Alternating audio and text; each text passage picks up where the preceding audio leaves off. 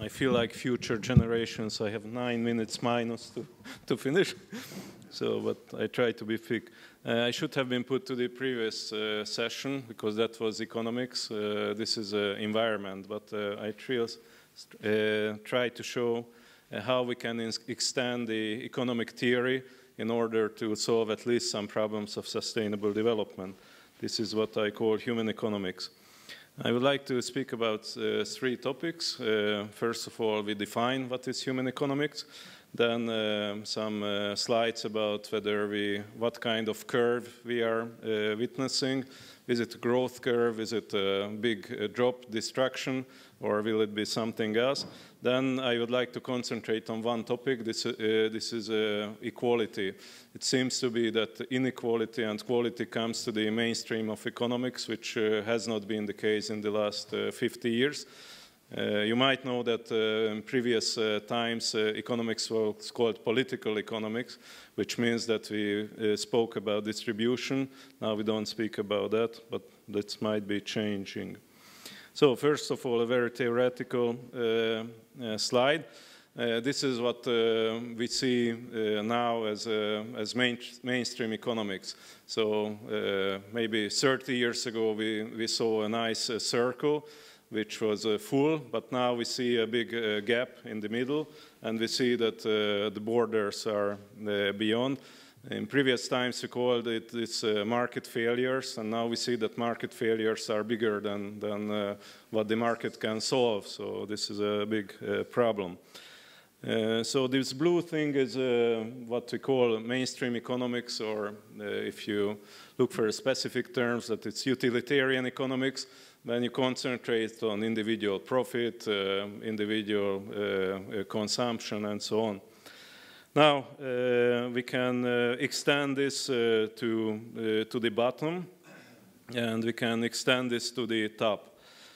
We can learn a lot of things from nature. For example, if you look at a corporation, you see that it has an unlimited lifetime. It lives forever because people are changing in it, and it can grow forever because you can see that now about 50% of the biggest economies are multinational companies, and only 50% are nation economies.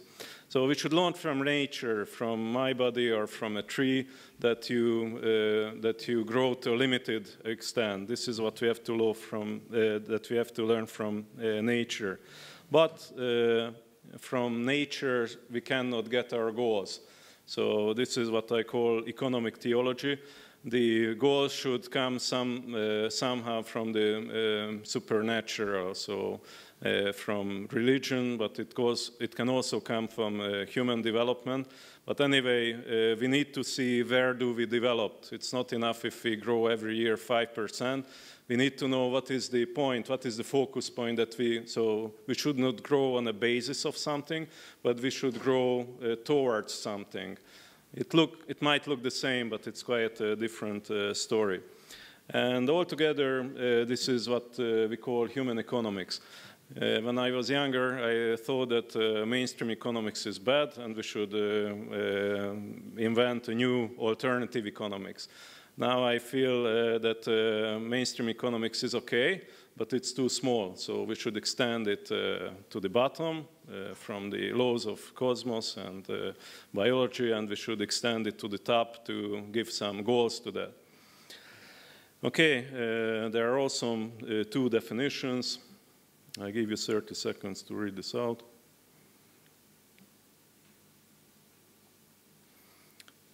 I don't want to compete with my own slides, so it's better if you read it, okay? And this is economic theology. SC is what, sorry? Sustainable development, yeah. So it's a mixture of moral teachings.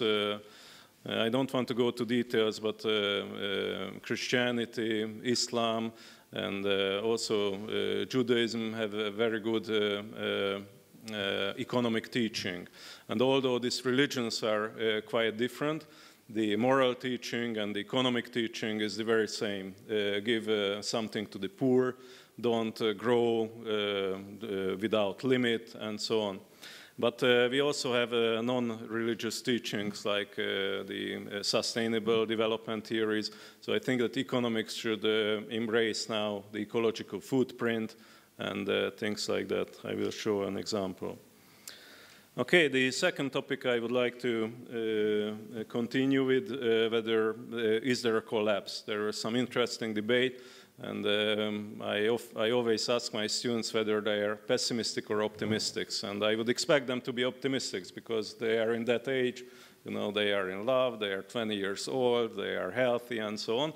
And I always ask on a scale of 4. Okay, so 1 means the world will end in 20 years. Within 20 years, 2, okay, maybe within 100 years. 3 is I am moderately optimistic. Number 4, there is no problem. And they are more on the pessimistic side. So it's a bit baffling from me. Why is it? I think we scientists are partly guilty in that, because we always tell these terrible figures, and you know, they have a bad effect. This is a quite new article I just found yesterday. This is an article you cannot read, but you can find this, The Great Acceleration. It was published in 2015, so this year. And you can see all these shapes. Okay, these are all exponentials graphs.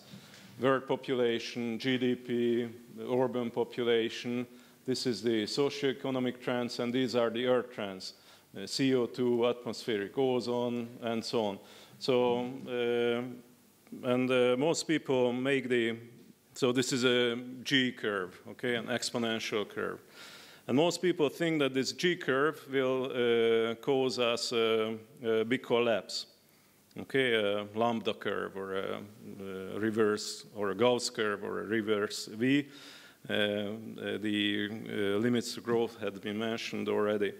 And there is a 30-year, how to say, analysis whether the limits to grow met the reality, and alas, it met, mostly. So most people are very pessimistic. Why? Because this is a very theoretical curve, because this is what we see in everything, basically. And most people predict that this will be like this, an exponential curve. But, if we pursue this exponential curve, that there will be a big destruction. Okay, but you should know that there is another way. And in this way, I am optimistic. I normally vote with 3 or 4. But, it might be because I have to teach that. But anyway, there is a sigmoid curve, an S curve. Okay, it means that our growth is slowing down, and there will be a level off. There will be a balance. Now, the big thing that this is what we call the bifurcation zone, that this is where we are free to make changes. When you are in a set system, then you have no freedom. So in the socialism, we just had we were speaking about revolution. You know that a week ago we had the anniversary of the 56th revolution, and some people were fighting after November the 4th. So, but the bifurcation period was only 10 days. That time it was possible to change, but after November it was not possible. So all these people were killed, alas. But I think that we are in the bifurcation zone for some decades. If we want to use some nature parallels, then we can see some volcanoes. It's very nice because I'm not a volcano expert, but you know, this exponential curve is for me something like a volcano. You know, big powers come together and they push, and then there is a big eruption. And the other is what we call the locust breakout, or you know, when the locusts eat everything. Normally, mankind is shown as locusts. You know, we eat everything from the earth, and then there is a big collapse. But we are different from stones, and we are different from locusts, because you can never explain to a stone that it will be bad for you if you push each other. You can never explain to locusts that you should have some starvation, you should fast, because it's good for your health, and then you will live longer. But to people, you can explain this. So for me, this bifurcation zone is somewhere here. And we have the possibility still to change our development path, in my understanding. Okay, if you look at our body development, you see that it's very similar. So how the human body builds up, this is not a G curve, this is a sigmoid curve. Okay, so it's leveling off, and you have still another 60 years to live. It doesn't mean that if you don't grow, then you will stop living.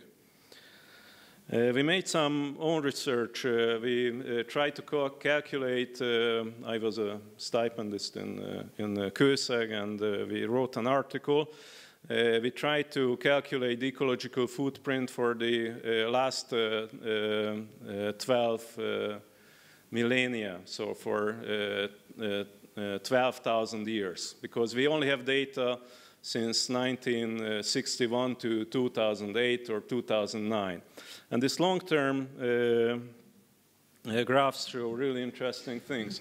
First of all, this is a logistic curve, so this is 10 years, this is already 90 years, this is 900 years, and this is, and so on. What we always see that the ecological footprint has a deficit, which is bad. And normally you are blaming overpopulation for that. But overpopulation is only the blue thing. So population is typically leveling off. It's not accelerating anymore. There is no big acceleration. We are over the inflection point, and it's leveling up. What still is growing high is material wealth, so GDP, but also international trade. And I think that this is not because all these overpopulated countries eat up the world's resources, but because the rich got too much rich. So I will continue with this. There are two inflection points. I don't go to details, but basically we were able to estimate at different consumption levels how many people the Earth could supply. So we can see that even at the 95 consumption level, the Earth could supply almost the number of people who are here now. So here there are 7.3 billion people. But if we go back a little bit, then the Earth could supply over 9 billion people. And I must say that, this was at the very old technology. So at the current technology, we are much better off. This means that, all the population estimates show that we won't be more than 9 billion on Earth. Although some say that 200 billion, but I don't agree with that. And okay, we calculated something like Earth fullness. I don't go to details. What I want to show that basically mankind, in my understanding, reached adulthood. Okay, so we are growing now slower. But reaching adulthood means that you are 18 or 20 years old. You get rid of the childhood's problems, but it doesn't mean that you should kill yourself or you should wait for the end of the world, in my understanding. But, of course, we have to change our attitudes. We must change our childish attitudes into adult attitudes. And this is the last point I would like to make, essential equality. I refer to another report of the Club of Rome, which is less known. This is the third report by Jan Tinbergen, who was the first Nobel Prize economist in 1969. He was one of the non-American Nobel Prize winners. Later on, only American people could get it, but that time it was Norwegian, and he was Dutch. They together got it. And he made some very interesting estimates, because he gave us a snapshot of the 1970 situation. What he made, there were 3.7 billion people on Earth. And what he calculated, he cut this into two groups, third world and industrial countries. This is not politically correct speak anymore. Now we speak about developed and developing, but that time it was industrial and third world. And he calculated that the poorest decile, the poorest 10%, got $85 per capita as a yearly income. And the richest 10% got $1,100. Now, what he calculated, he made 3 different agenda. He calculated for 42 years the different growth rates, how rich will be the rich and how poor will be the poor. And it's very funny because we are just over 45 years, so we can just check what happened in reality. So this was the basic situation, 1970. This was the first agenda of Tinbergen, that the poor are growing at 5% and the rich at 3.3. This means that the difference will be smaller and the ratio will be 2 to 13. Now, he was a very optimistic guy, so he made a better agenda that the rich only grow 1.7%. So this means that the ratio will be 1 to 3 approximately. And he made a fourth agenda that both are growing at 4%. Okay, now I would like to ask the question, what do you think, what is the real figure now? So this or something, what do you think? So the lowest 10% and the 100? Yeah, any other guesses? Although 3 times? 30? Yeah, okay. So this is the present from, this is the GNI data from the World Bank. There was, even the poor's got very rich, okay? So the poor are richer than that time the rich were. But the rich got extremely rich, which means that the difference is very close, so it's 50 to 1. But that's 10% and 90%, and the top and the bottom 10%. If you look at the real data, then we can see how the top 1%, the second 9%, and the remaining 90% got shares in the last 30 years. Okay, so Denmark was more or less okay because 1% got 1% and about 10 and 90. But look at the United States. The top 1% got almost half of the wealth accumulation. The remaining 9% got almost the rest, and the bottom 90% got only something like 18%. And I stole a rather nice thing from Jody. This is showing that in the distribution of expansions, who got profit from the expansion. In the old days, it was 1 minute. Okay, 2 minutes. In the old days, it was more or less okay. So the bottom 90% got most, and the top only. This is already growing because you see that this is more than 10%. But look at the exact situation. For me, it was baffling that even after the world economic crisis, there was an expansion period. So 3 years, from 2009 to 2012. But this expansion means that the rich people got a wealth accumulation of 115%, and the poor got 15% minus. So this means that this is not something what we can call sustainable. I summarize my lecture. Human economics would be the economic theory of adulthood, or something else. But anyway, we need a new theory for adulthood. This is not going that you can make as money as it is legal. This is a full earth. You cannot make it anymore. Okay, growth or collapse. There is a third way. So there is not only a G curve or a Gauss curve, there is a sigmoid curve. And we must work on it because we are in a special situation. And this is my answer that I don't think we need a revolution. We need a small evolution. For me, the evolution is too quick and painful. And the revolution is somewhat slower, but make also big changes, maybe more sustainable changes. And what we have to search is the degree of justice that people can bear. We don't want to go back to socialism, that everybody is equal. But we must find what is the bearable injustice people can bear.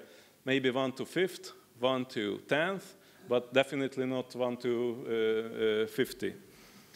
And what mechanisms we can, what social mechanisms we can work on to make this, because we don't want also a big dictator who tells that who can have how many cars and so on. But anyway, now the migrant crisis tells me that this is something we should really face. Thank you for your attention.